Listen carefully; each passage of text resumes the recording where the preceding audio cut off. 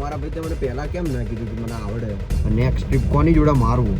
મારી ગર્લફ્રેન્ડ જોડે 35-40 કિલો વજન એક જ જોડે ઉઠાવી. સરપ્રાઈઝ છે તમારા માટે. કહું કે ના કહું, મને એવું ઈચ્છા થાય, કહી દઉં. તો ગુડ મોર્નિંગ બધાને. અરે ગુડ મોર્નિંગ આથી ગુડ ઇવનિંગ થઈ ગઈ, કેમ કે યાર બહુ લેટ બ્લોગ ચાલુ થવાયું. શું કરું યાર, મારી જિંદગી ખરાબ થઈ ગઈ. આ ભાઈબંધો મળી ગયા એટલે મારી જિંદગીની પત્તર રગડાઈ ગઈ. પણ મારો ભાઈ હારો હે, હું તો ખાલી બ્લોગ માટે કહેતો. બસ પહેલા ઉઠાઈને આવી ગયા ફરી એકવાર જીમમાં બોડી બનાવવા માટે. બોડી તો કંઈ બનતું નથી, પણ બીજું કંઈક કહેવા જેવું નહીં. તું મારા ભાઈ કંઈક કહેવા માંગે?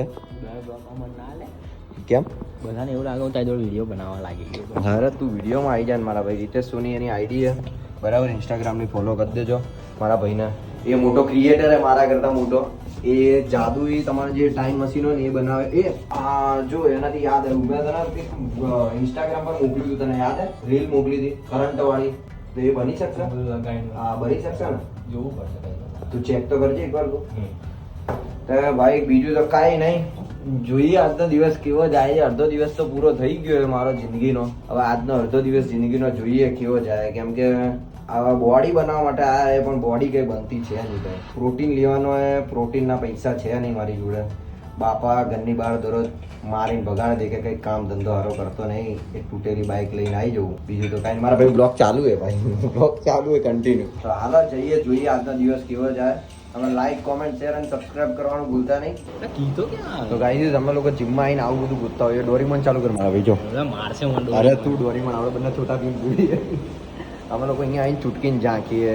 અને આ તો સૌથી વધારે આ ટૂન મોસીન જુએ. તું મારા ભાઈ ચાલુ કરે, શું કરે તું? આ કેમ ચાલુ કર્યું? કાર્ટૂન ચાલુ કર ને, કાર્ટૂન જોઈએ આપણે. આપણે જીમ બહુ કરી લીધું ભાઈ, તને ખબર? આ જો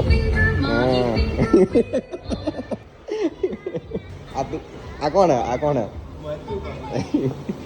બતાવતો તો તું ના? બતાય. મારો ભાઈ આમ કરે, ભાઈ આમ કરીને આમ બતાવ. તમારા ભાઈ આમ કરીને આમ બતાવો. મારું મોઢું દેખાય. પણ આપણને ભાઈ બાઈસેપ હજુ આવ્યા નહીં. આપણે આજે લેગ મારે. આપણે જન્મથી જ ઊંધા આવ્યા. કેવી રીતે તું ચાલતો તો બતાવજે. તારી લેગ મારે ને બતાવ. હરખું બતાવજો, જે રીતે સ્લિમ ચાલતો એવું બતાવજે. ચાલ આવી ગયું. અને બેઝમેન્ટમાં જવાનું છે ભાઈ. ભાઈ સિરિયસ થઈ ગયા એટલે ઊભા રહી ગયા કે અરે લેગ મારે. ફાઇનલ ગાઈસ જોયું હશે તમે ગાડીનો ડાયરેક્શન. એટલે કાલનામાં તો કઈ હોઈ જ ગયો તો લેગ માર્યા એટલે ભાઈ જબરદસ્ત થાક લાગી ગઈ. એટલે ઘરે જઈને એક જમીને મસ્ત સૂઈ ગયો. બસ હવે આજનો દિવસ કેવો જાય જોઈએ, કેમ કે એક ભાઈબંધ જોડે જવાનું છે થોડુંક કામથી. એટલે એના ઘર બાજુ જઈ રહ્યો, એના દુકાને, એના સલૂને. કદાચ પ્રેન્ક થાય તો આપણે પ્રેન્ક કરીશું સલૂન પર. શું યાર મારી જીવન યાર. પ્રેન્ક થશે તો આપણે પ્રેન્ક હમણાં કરીશું એનું સલૂને પોતાનું, બરાબર? તો જોઈએ આજનો દિવસ કેવો જાય છે. આપણા માટે મારો કંઈક કામ નીકળી જાય તો બહુ સારું છે. જોઈએ, ચલો ઉપરવાળો જે કરે એ કોઈમાં ખુશી જ છીએ આપણે તો. ગાઈઝ ઘરની બહાર કાઢી મૂકી કપડાં વપડા લઈને, બરાબર? ઘરમાં ટિફિન આપી દીધું કે હવે તું ઘરની બહાર જ રહેજે, કેમ કે આવા લોકો હોય ને. આને ગાડી આવડે છે, મને હમણાં ખબર પડી. બોલો, અમે લોકો દમણ જઈને આ બધે જઈને પછી મને આજે મેં એને કીધું કે તું ચલાય ગાડી. મને કે હા લાય. તો મને હમણાં ખબર પડી આટલા વર્ષોમાં કે આ ભાઈને ગાડી આવડે. કયો મારો પિત્તો જાય. હું છેક દમણ લઈ ગયો આ લોકોને, ઉદયપુર લઈ ગયા અમે લોકો. સાલા આરામ બરાબર આ લોકોએ ગાડી ચલાવે.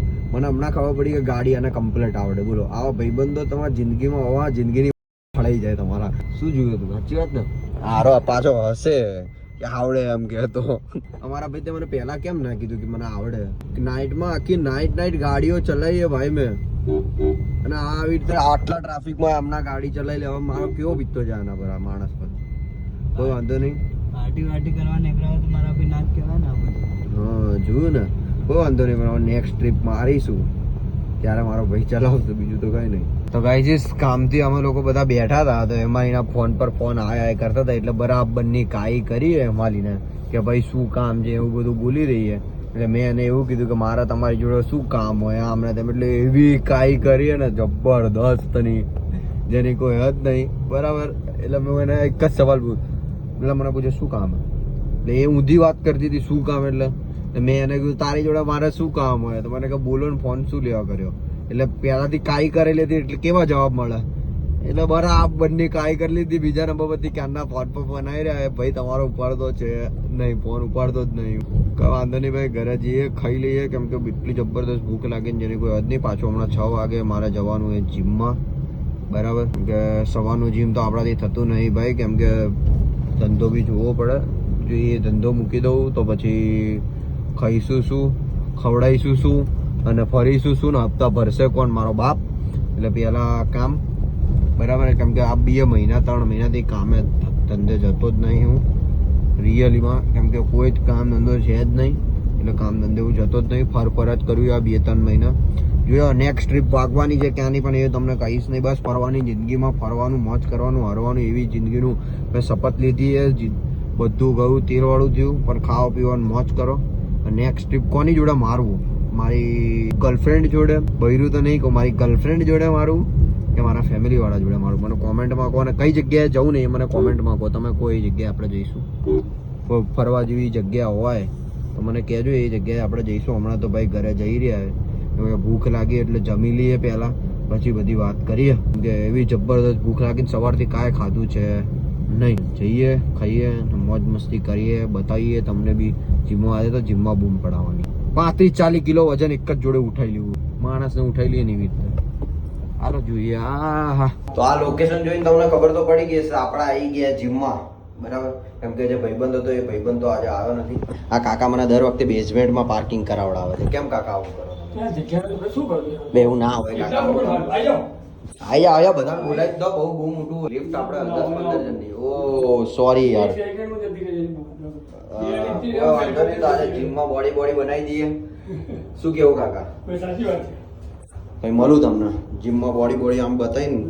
તો ફાઇનલી ગાઈઝ સરપ્રાઈઝ છે તમારા માટે. કહું કે ના કહું, મને એવું ઈચ્છા થાય કહી દઉં. આટલો બધો સપોર્ટ કર્યો, આટલો બધો પ્રેમ આપ્યો, આટલી બધી વિડીયો મારા જોયા, બરાબર. અને આટલો બધો પ્રેમ સપોર્ટ, એના કારણે આજે અમારા ફાઇનલી 4000 સબસ્ક્રાઈબર પૂરા થઈ ગયા છે, બરાબર. તો થેન્ક યુ સો મચ, દિલથી થેન્ક યુ સો મચ, બરાબર. ને આવી રીતે જ મને આગળ વધારો અને તમારો સપોર્ટ હશે તો 4000 જે કાલે 4 મિલિયન હોઈશું, પછી 4 બિલિયન બી હોઈશું. પ્લસ તમારા લોકોનો સપોર્ટ છે તો આગળ અમે લોકો આવી રીતે વધતા રહીશું.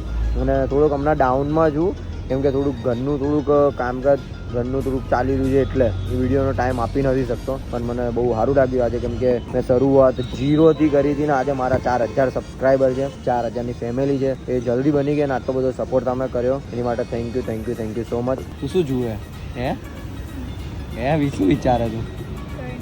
આ રોડનું કામકાજ અમારા અમદાવાદમાં ચાલતું જ હોય. એટલું કોન્ટ્રાક્ટ આપેલો હોય, એક જણને કોન્ટ્રાક્ટ આપે ને એ વર્ષો હમણાં છોકરાઓ આવે ત્યાં સુધી આ કોન્ટ્રાક્ટ ચાલતો રહે. પહેલાં હમણાં શું કે ગટરની લાઈન નાખી, પછી પાછું ખોદ્યું, પછી પાછું ઇલેક્ટ્રિકની લાઈન નાખવાની બાકી, એની માટે ખોદ્યું, પછી રોડ બનાવો, પાછું પેલાને યાદ આવ્યું કે ભાઈ ગટર લાઈન તો બીજી નાખવાની ભૂલી ગઈ, એવું રીતે. એટલે કોન્ટ્રાક્ટ ચાલતો જ અમારા અમદાવાદમાં એવું હોય. કોઈ વાંધો નહીં ભાઈ, વિડીયોને અહીંયા એન્ડ કરીએ, કેમ કે અમે લોકો 4000 સબસ્ક્રાઈબર પૂરા થાય એટલે ચાઇનીઝ નહીં શું કહે પાર્ટી કરવા માટે આવ્યા છે. એવું નથી ભાઈ, ભૂખ લાગી હતી એટલે અમે લોકો અહીંયા આવ્યા. તો ચલો કોઈ વાંધો નહીં, મળીએ જલ્દીથી આગળના નેક્સ્ટ બ્લોગમાં. ત્યાં સુધી જય દ્વારકાધીશ, જય Shri Ram, love you all guys, take care, good night, sweet dream બધાને. તો thank you so much, by.